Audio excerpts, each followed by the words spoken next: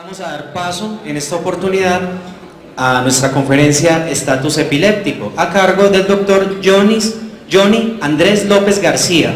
El doctor Johnny Andrés López García es médico de la Universidad de Manizales, pediatra de la Universidad San Martín, neurólogo infantil de la Universidad de Antioquia, también pertenece a la Clínica de las Américas CEMPI y se desempeña como docente de la Universidad CES. Vamos a dar paso entonces al doctor Johnny Andrés con su conferencia. Buenas tardes, para mí es un orgullo estar acompañando hoy acá a mis profesores y a todo el departamento de pediatría de la seccional Caldas de la Sociedad Colombiana de Pediatría.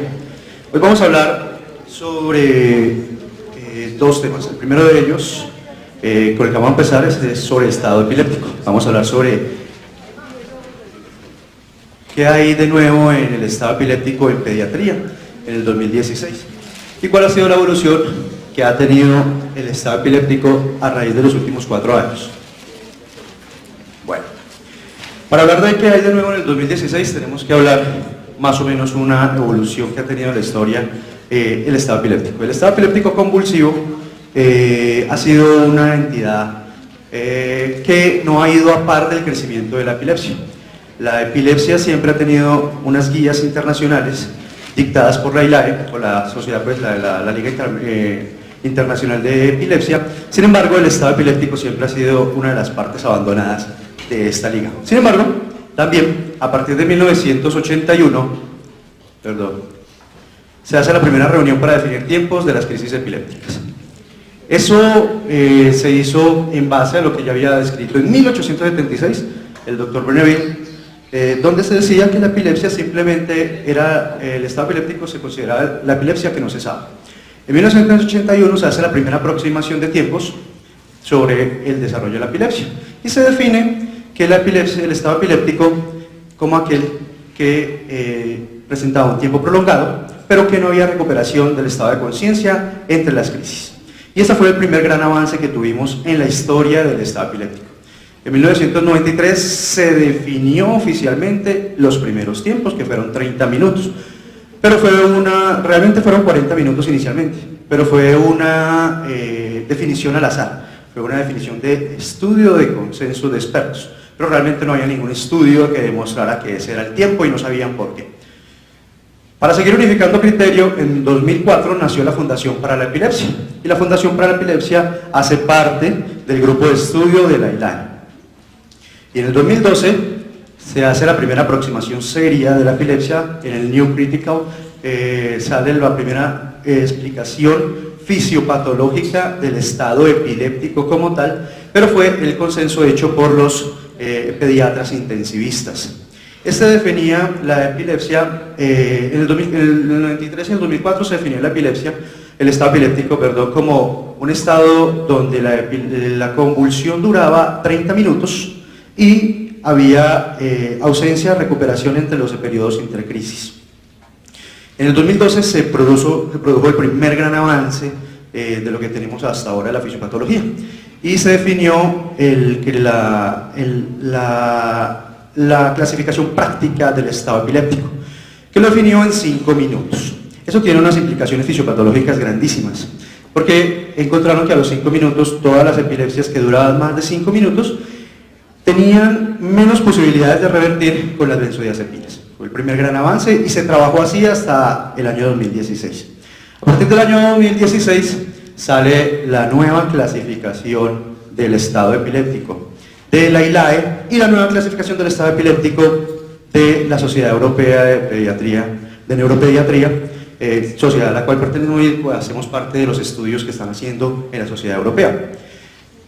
Esa definición se basó en 38 ensayos controlados aleatorios, 4 ensayos de evidencia de clase 1, 2 estudios de evidencia de clase 2 y 32 estudios de ejercicio clase 3, que era lo que se había revisado anteriormente. Entonces, como les decía, el estatus epiléptico se definía como una convulsión tónico-clónica generalizada que duraba 5 minutos o más, o 2 o más convulsiones tónico-clónicas generalizadas sin plena recuperación de la conciencia.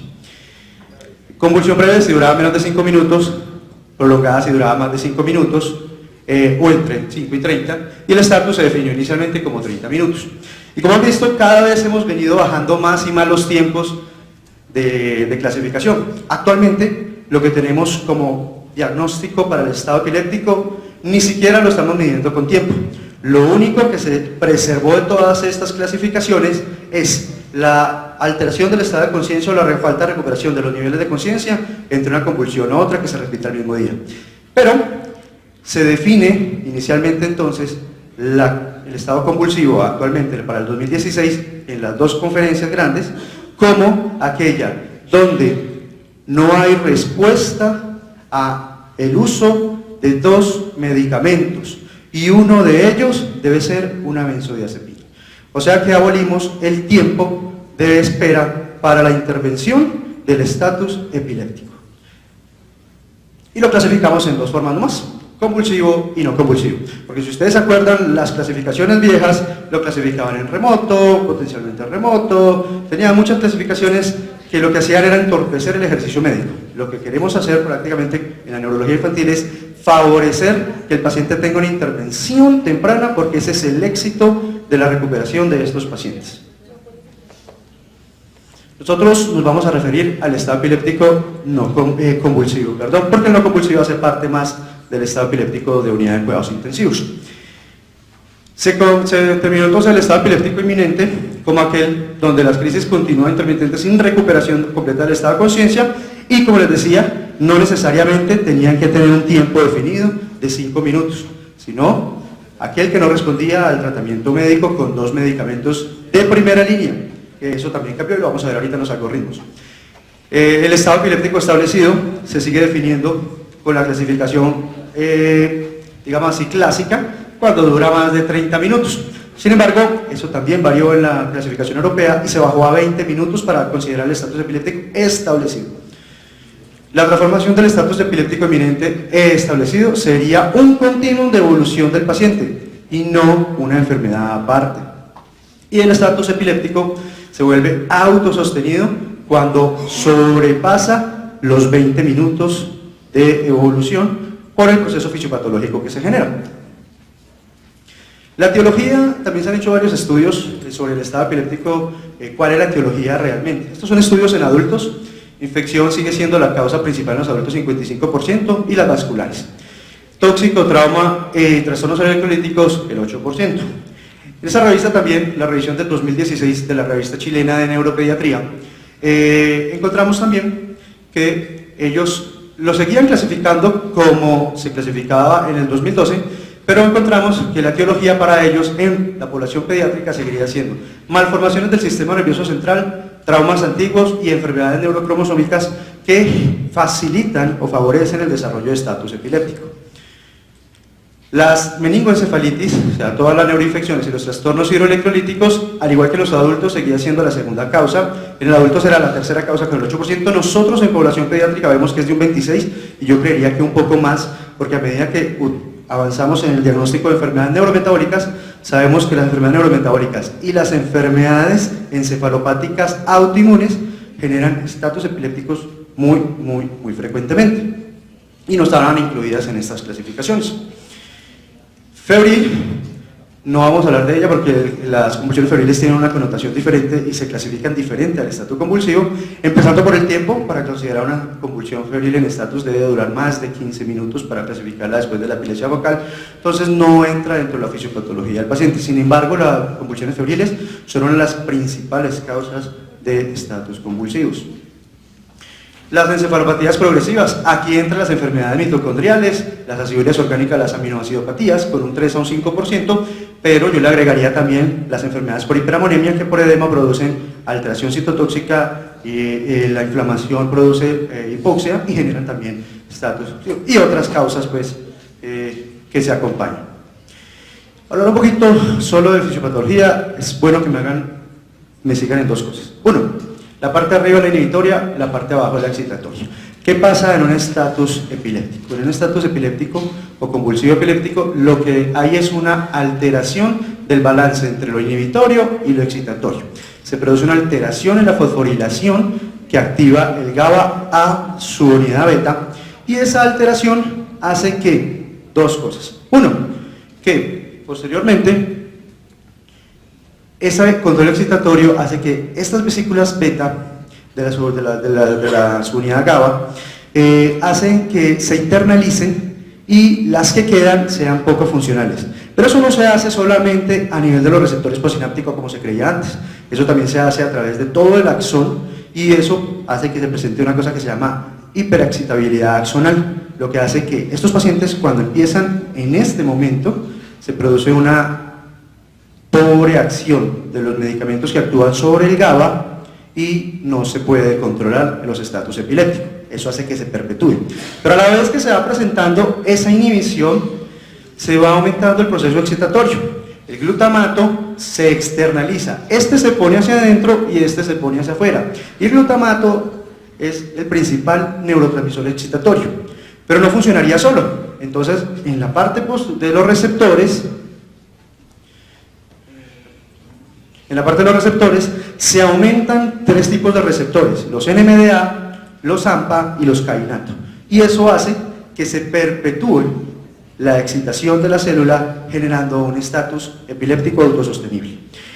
Esto dura 5 minutos. De ahí que la definición del 2012 nos enseñó que a los 5 minutos dejan de actuar las benzodiazepinas y los medicamentos que actúan sobre los receptores GABA. Y nos hizo buscar más medicamentos que actuaran después de eso. Pero también nos enseñó que no solamente era el único mecanismo fisiopatológico, existían otros. Hay falla e insuficiencia mitocondrial, lo que hace que se libere calcio. Ese calcio activa las caspasas por aumento excesivo del calcio, lo que lleva a que la célula se lleve a una apoptosis, pero también se produce una alteración inflamatoria, de ahí que los esteroides se estén utilizando también en estatus epiléptico, y genera una alteración de la barrera hematocefálica, generando un círculo vicioso de autosostenimiento del estatus epiléptico. Lo que también nos enseñaron las enfermedades autoinmunes, descubiertas en el 2008 por el doctor Joseph Dalmau, es que la zona donde hay más receptores NMDA es el hipocampo, y el hipocampo es donde se produce la esclerosis mesial hipocampal, y es una de las principales secuelas que dejan los estatus epilépticos. Favorece el desarrollo de esclerosis mesial hipocampal y el desarrollo de epilepsia refractaria a posterior. Dentro de la epidemiología del estatus epiléptico en Estados Unidos, para adultos, se cree que 50.000 a 150.000 personas por año desarrollan estatus epiléptico, con una mortalidad en adultos del 30% y en niños del 3%. Eso es muy variable dependiendo de la etiología. En Europa, se dice que en niños de 10 a 27 por cada 100.000 niños por año desarrollan estatus epilépticos. Y si ustedes ven acá, la mayor producción es entre 1 y 5 años, pero la mayoría de los menores de 4 años y sobre todo los menores de 2 años son los que van a tener mayor morbimortalidad. Los neonatos no nos incluimos en esa clasificación porque los neonatos de por sí tienen una fisiopatología diferente y el estatus epiléptico del neonato se comporta completamente diferente al estatus epiléptico del niño. Lo que les decía, la emergencia del estatus epiléptico es una emergencia de urgencias y de UCI, y el objetivo es la rápida terminación de la actividad. Con el tiempo varía drásticamente la relación manejo farmacológico y respuesta al anticonvulsivante. ¿Qué vemos en la evolución? Que aumenta la morbimortalidad. Si el paciente sigue convulsionando, mayor morbimortalidad va a tener. ¿Cuánto es esa relación? Ya lo vamos a ver. Y se definieron 5 etapas evolutivas del estatus epiléptico. Y les digo 5 y acá hay 4. ¿Cuáles son las 5? El estado epiléptico precoz, que era el que siempre habíamos tenido, pasó a ser el segundo estado. En el 2016 hablamos del estado epiléptico prehospitalario y debemos hacer manejo prehospitalario del estatus epiléptico. Los estudios de manejo de diastat, o sea, diazepam rectal prehospitalario, demuestran que la progresión cesa al 1.5-2 minutos. Una convulsión generalizada, para que tengan en cuenta, tiene una duración aproximada de 1.8 minutos. Una convulsión focal tiene una duración aproximada de 6 minutos. ¿Sí? Si utilizamos prehospitalariamente el diazepam rectal, que es el diastat, es un dispositivo plástico que es muy fácil de utilizar, es una pollita que se exprime simplemente y se absorbe por las venas rectales. o sea, las hemorroidales, eso previene el seguimiento del estatus epiléptico o la formación del estatus epiléptico inminente. Luego llegamos a los primeros 5 minutos, que siguen siendo lo mismo, la atención en urgencias, y seguimos utilizando benzodiazepina, o sea que ya no utilizaríamos la benzodiazepina como primera línea, sino que es una segunda dosis de benzodiazepina que ya se debe haber utilizado prehospitalariamente. Segundo estado, el estado epiléptico entre 5 y 30 minutos. Tercero, en mayor de 60, que es ya el estado epiléptico refractario, pero recuerden que eso cambió a 20 minutos. Y el último estado es el estado epiléptico superrefractario, que se presenta principalmente en enfermedades neurometabólicas y encefalopatías autoinmunes o epilepsias secundarias a daño estructural por displasias corticales o por alteraciones de la migración neuronal. Todo eso hace que estos pacientes persistan en estatus epiléptico a pesar de uso de anestesia. Entonces, como les decía, primera línea, prehospitalaria; segunda línea, urgencias, benzodiazepinas, y ya vamos a ver cuáles otros. Tercera línea de manejo, cuidado pediátrico, unidad de cuidado intensivo; y cuarta línea, los manejos para estatus refractario y estatus superrefractario, que es como la novedad que se ha tenido en los últimos años. Entonces, a raíz de eso se crearon diferentes algoritmos. Entre los diferentes algoritmos está el del 2012, que es el viejito, ¿sí?, pero que decía exactamente lo mismo. Utilizamos lorazepam, diazepam y midazolam como primera opción, y segunda opción, fenitoína, fosfofenitoína, no más. Eso varió drásticamente y ya lo vamos a ver. Este es el seguimiento del 2012, ¿sí? Luego tenían como tercera línea levetiracetam, valproato, fenobarbital; cuarta línea, midazolam en infusión, propofol; y quinta línea, otros medicamentos que no han tenido evidencia, pero que se han reportado en reportes de casos a nivel internacional. Este es el algoritmo del 2016 de la ILADE, que se publicó en enero. Salió en la revista en febrero, pero realmente se publicó en enero.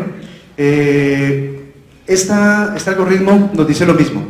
Entonces, de 0 a 5 minutos, ¿sí?, hay que hacer toda la estabilización del paciente. Recuerde que el estatus epiléptico es un potencial estado de paro cardiorrespiratorio y neurológico. Entonces, a todos estos pacientes hay que hacerles un CAB adecuado, ¿sí? Recuerden que primero la circulación, luego la vía aérea y luego la respiración.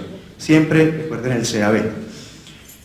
Hay que hacerle una glucometría, no se les olvide la glucometría al lado del paciente.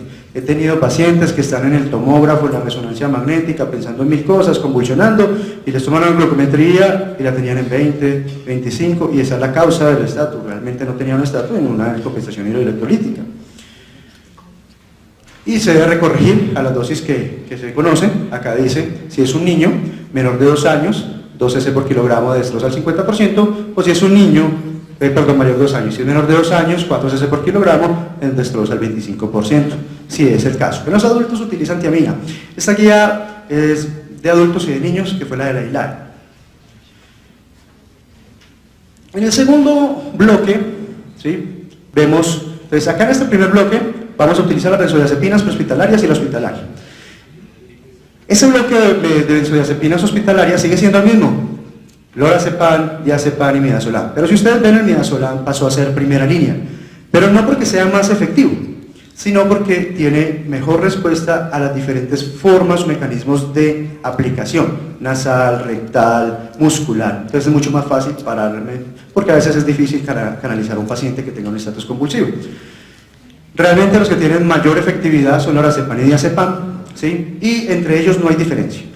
Las guías colombianas del 2015 de epilepsia y estatus epiléptico adoptaron las guías de la sociedad británica, que es el NICE. Entonces fue una adopción, más no una adaptación, o sea que ellos también incluyen el lorazepam, cosa que le preguntamos una vez al ministro por qué el lorazepam si no existía en Colombia. Entonces él dijo que era una forma de ejercer presión para que vinieran esos medicamentos. No vemos la forma de ejercer presión, nunca ha llegado el medicamento, y existe hace más de 5 años. Pero encontramos que de primera línea, que ya les voy a mostrar porque este algoritmo también varió, seguía fosfofenitoína, ácido valproico, y les voy a dar mucho hincapié en el ácido valproico, por favor, y en la fosfofenitoína y el levetiracetam. La cosamida sigue siendo solamente reportes de caso. Pero la Sociedad Europea, en julio del 2016, hace mes larguito, publicó las guías europeas basadas en los estudios del Dr. Lawrence. Esas guías europeas basadas en los estudios del Dr. Lawrence dicen prácticamente lo mismo. Entonces, en los primeros 5 minutos, ¿sí?, benzodiazepinas. ¿Cuáles? Lorazepam, midazolam y diazepam. Si no cesa el medicamento, él subió el ácido valproico a primer nivel, 40 miligramos por kilogramos endovenosos. No les dé miedo utilizar el ácido valproico. No se debe utilizar en niños menores de 6 meses, eso sí. Pero por encima de mayores de 6 meses, no les dé miedo utilizar el ácido valproico. Realmente es el único medicamento que tiene muy buena acción, similar al del lorazepam en primera instancia, como anticonvulsivante cesante del estatus epiléptico. ¿Listo?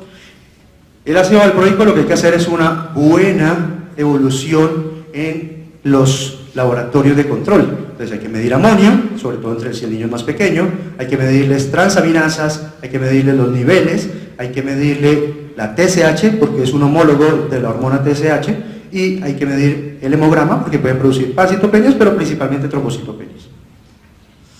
Levetiracetam aumentó muchísimo como segunda línea, y si ustedes ven, ese algoritmo sí cambió mucho. Si ustedes ven, todo se hace en menos de 30 minutos. Y ese fue el gran cambio que hemos tenido en el 2016. La habilitación de menos de 30 minutos para actuar en un estatus epiléptico.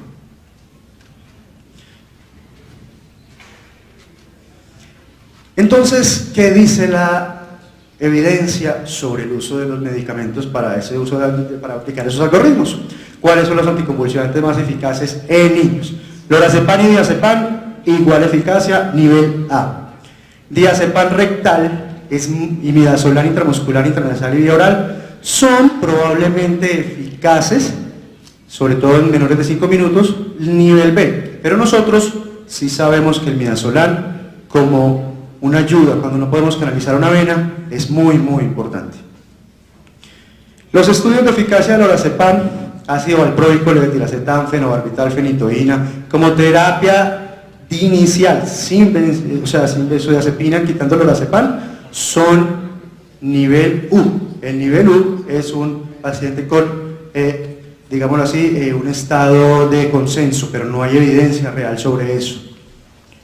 La eficacia del ácido valproico pasó de nivel B a nivel A, y el levetiracetam y la glucosamida siguen siendo solamente de reporte de casos. Más o menos, ¿qué se utiliza? Entonces, como yo les había dicho, los benzodiazepinas, principalmente midazolam, diazepam y lorazepam, estas son las dosis en niños, y importante tener en cuenta que con ninguno de los tres hay mayor o menor depresión respiratoria, todos tres producen lo mismo. ¿Cuándo se dice que es eficaz entonces? Recomendación de nivel A, si el estatus epiléptico no hay diferencia significativa entre lorazepam y diazepam, ya lo habíamos dicho, y el midazolam como una opción. La fosfofenitoína, en este sí me voy a tener un ratico, ningún estudio está hecho con fenitoína, todos los estudios se hacen con fosfofenitoína, y ningún estudio está hecho con ácido valproico, todos los estudios se hacen con valproato. ¿Listo? Por eso siempre recomiendan la fosfofenitoína. No es equiparable por los efectos adversos que trae la fenitoína, pero se puede utilizar. ¿Listo? Hay datos insuficientes comparativas de fenitoína y fosfofenitoína, no hay quien los compare realmente, nadie quiere meter en esa camisa de 11 varas. La fosfofenitoína, lo que sí sabemos es que es mejor tolerada, y si ambos están disponibles, es preferible utilizar siempre fosfofenitoína. Tratamiento exitoso cuando se detuvo dentro de los primeros 20 minutos, y tratamiento de fracaso cuando aumenta más de 20 minutos. La eficacia de la primera terapia es mucho mayor que la de la segunda terapia, con un nivel C cuando hay una tercera terapia. ¿Esto qué quiere decir? Muy sencillo. Cuando se utiliza una benzodiazepina en el paciente a dosis adecuada y mejora, ¿sí?, la tasa de recuperación es del 70%, con un segundo medicamento solamente de un 75% a un 80%, y con un tercer medicamento de un 81-82%. Pero lo que se aumenta son las reacciones adversas. Primera línea, ya las habíamos hablado, y les voy a mostrar cómo la fosfofenitoína pasó de ser primera línea en el algoritmo del 2012 a una clase 2B, pero nivel A, es decir, que se puede utilizar. Mientras el valproato, como ya veremos más adelante, sí ha ido aumentando. Esto es otra parte de neonatos, pero no se ve, que es que los neonatos utilizan pues otro tipo de medicamentos, no vamos a hablar. Siguiendo con el algoritmo del primero, vemos entonces cómo las benzodiazepinas son nivel A, no hay ningún estudio para nivel B, y levetiracetam y la closamida seguían siendo nivel de consenso. Sin embargo, eso cambió, porque esa segunda línea fue mejorando paulatinamente. Y ya les voy a decir, este estudio, hecho también por el doctor Lorenz, hizo una comparación de valproato contra casi todos los medicamentos, y de levetiracetam contra el lorazepam, y de levetiracetam contra fenitoína para mirar la eficacia. Nos vamos a centrar solamente en esta línea. Valproato como primera línea para las convulsiones en un 60%. La fenitoína en un 62%, en un 42%. La diferencia sí es diferente, pues es muy importante. Como segunda línea, el valproato sigue siendo mejor que la fenitoína con un 79 contra un 25%, es decir, benzodiazepina más valproato te cesa las convulsiones del estado epiléptico en un 79 a un 80% de los casos, mientras que benzodiazepina más fenitoína se presenta solamente hasta en un 50% de los casos, lo que hace que sea mucho mejor utilizar ácido valproico, valproato sobre todo. Valproato como fenitoína, pero segunda línea completamente asociado a una benzodiazepina, lo que ya vamos a decir. Levetiracetam con lorazepam, igual eficacia, 76 y 76. Por eso el levetiracetam ha ganado tantos adeptos en los últimos tiempos. El problema del lorazepam son dos cosas. Uno, que es europeo. Dos, que no le gusta a los americanos. Y valproato contra fenobarbital, seguimos viendo que el valproato arrasa con todos los anticonvulsivantes. Además de que el fenobarbital sí está saliendo paulatinamente de los esquemas de algoritmos que es un inductor enzimático y por las depresiones respiratorias que producen en estos pacientes. Lo mismo que la fenitoína, no la fosfofenitoína. La fenitoína es un inductor, gran inductor enzimático. Entonces disminuye el nivel del ácido valproico, por ejemplo, pero a veces se deben de utilizar juntos. Entonces en segunda línea de tratamiento seguimos lo mismo y acá es donde yo les voy a mostrar la diferencia. El valproato, que se acuerdan que en el primer algoritmo de este año era 2A pero nivel B, ahora pasó a ser nivel A. Y para seguir con el levetiracetam, el fenobarbital, todos siguen siendo clase 2B, 2C, o sea que el único que realmente está funcionando es el ácido valproico, como valproato. El midazolam tiene una eficacia similar cuando se utiliza ya en infusión continua. Entonces ya pasamos a la segunda línea, lo que yo les decía acá. Con el doctor Lorenz y el nuevo algoritmo, el valproato sigue siendo el de elección, segundo fosfofenitoína, y como coayudantes de levetiracetam y la closamida. Dosis del valproato, 40 miligramos por kilogramo, dosis de la fenitoína, recuerden que hay que familiarizarlo, 20 miligramos, no se debe pasar muy rápido, se debe pasar mínimo en 1 hora, para que no va a generar reacciones, y ojalá para una vena bien puesta, porque si no produce necrosis muscular. Levetiracetam, dosis de 40 miligramos por kilogramo, no les dé miedo utilizarlas a 40 miligramos por kilogramo, es muy bueno, se pasa en infusión de 5 minutos y se pueden repetir hasta 3 bolos inclusive. La closamida, la dosis sí varía mucho y es un medicamento que todavía no está autorizado para niños menores de 16 años. Sin embargo, nosotros en CEMPI hacemos parte de un estudio mundial sobre uso de la closamida en niños mayores de 6 años hasta 16 años. Estamos en mora ya de sacar los resultados. Si con eso no se han armado, entonces pasamos ya al estatus epiléptico refractario. Recuerden que el tiempo, ¿sí?, cada vez es menos, ahorita hablamos de 20 minutos, ¿sí?, cuando hay resistencia al tratamiento, lo que yo les decía, al menos un antiepiléptico de primera línea y uno de primera o segunda línea, ya sea fosfofenitoína, valproato, levetiracetam y por último el fenobarbital, que realmente es de segunda línea. Eso no. Eso sí es importante, los factores predisponentes para que se produzca el estatus, retraso del tratamiento, si no empezamos el tratamiento, más posibilidades de que se perpetúe el estatus, infección del sistema nervioso central, encefalopatía metabólica e hipoxis. Para clínicos que se deben de pedir a todos los pacientes al inicio, siempre al inicio, glucometría a bordo de cama, ¿sí?, al lado del paciente. Debe tener un monitoreo continuo, ojalá. La tomografía y la resonancia no deben de retrasar el inicio del tratamiento. Si se va a utilizar, es preferible la resonancia a la tomografía, o sea que se puede diferir. La glicemia central, después de que ya hayamos estabilizado al paciente, química sanguínea, glucograma, PCR, panel metabólico, calcio y magnesio para hacer un ionograma completo.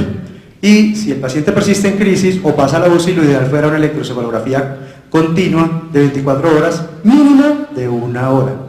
¿Sí? Que es lo que utilizamos, porque en Colombia es difícil utilizar un monitoreo continuo de 24 horas. Entonces, lo que les decía, considerar resonancia cerebral si es necesaria, punción lumbar si consideramos que es un paciente con una neuroinfección, o niños con convulsiones por debajo de 1 año, siempre, no se les olvide, menos de 1 año, mirar que no sea una neuroinfección y que esa sea la causa del estatus.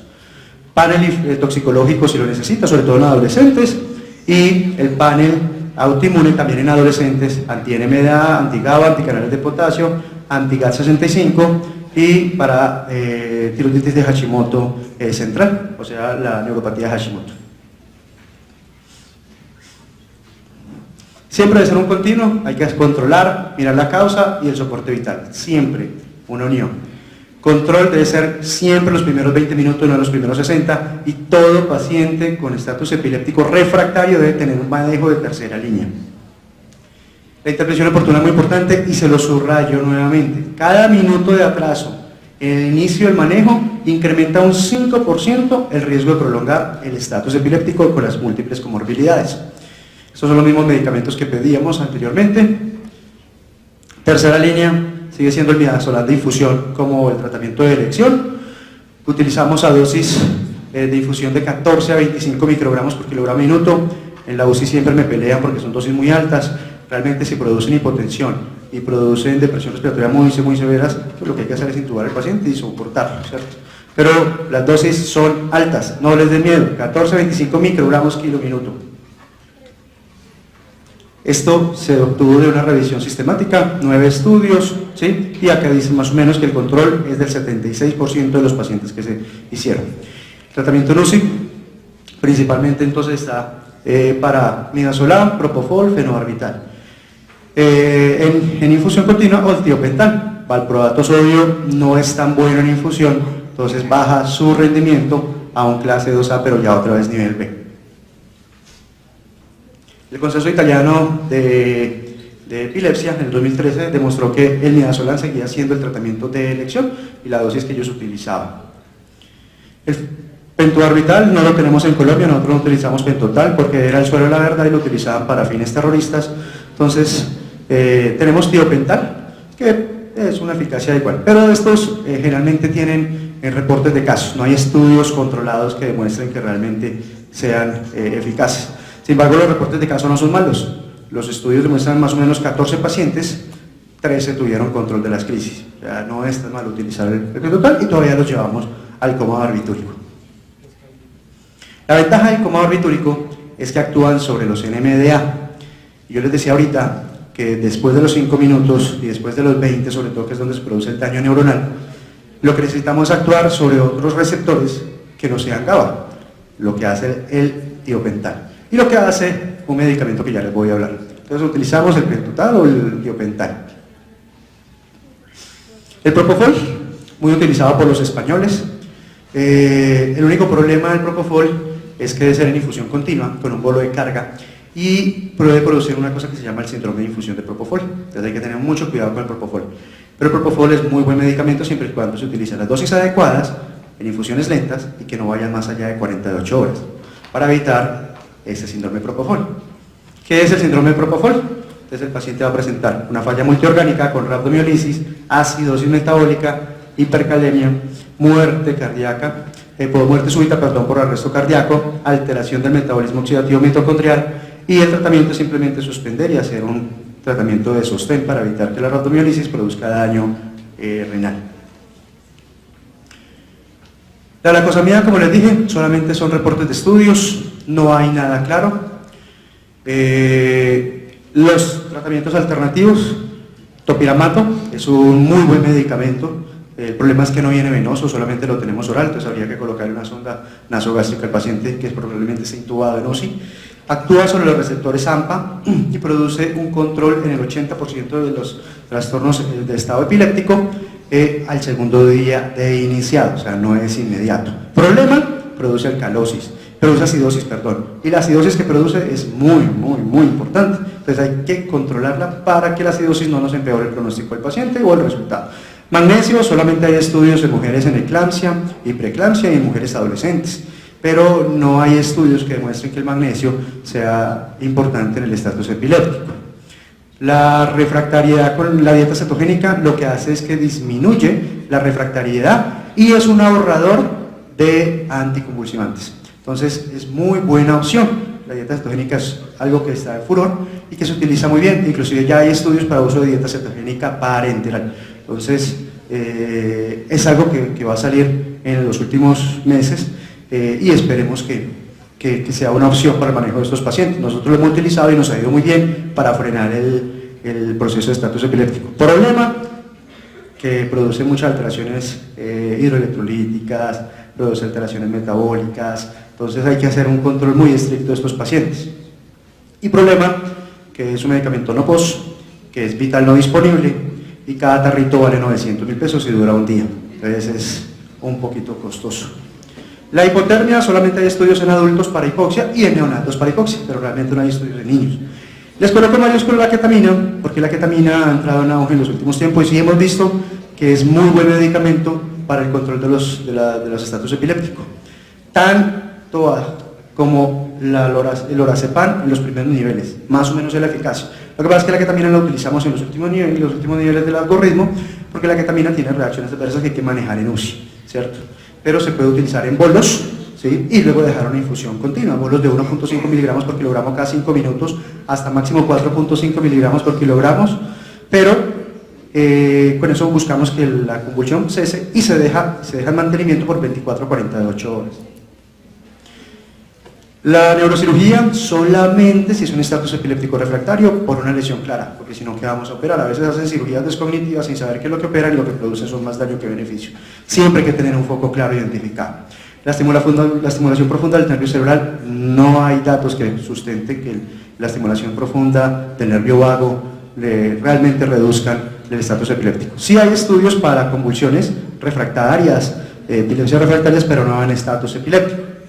Y por último, la estimulación magnética transcraneal, algo que está utilizando mucho en Escocia, pero que apenas estamos en estudios, no sabemos realmente si va a funcionar o no va a funcionar. Entonces les subrayo la ketamina, porque la ketamina es muy importante, tanto así como el pentotal o el propofol o la infusión de midazolam. Entonces la ketamina está ganando muchos adeptos.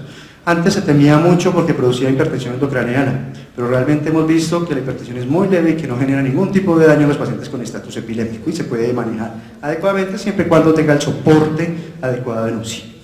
Dosis, lo que yo les había dicho, 1.5 miligramos por kilogramo a 4.5 y se deja en mantenimiento 0.2 hasta 7.5 miligramos por kilogramo por hora. Muchas gracias, espero que hayan aprendido un poquito del algoritmo.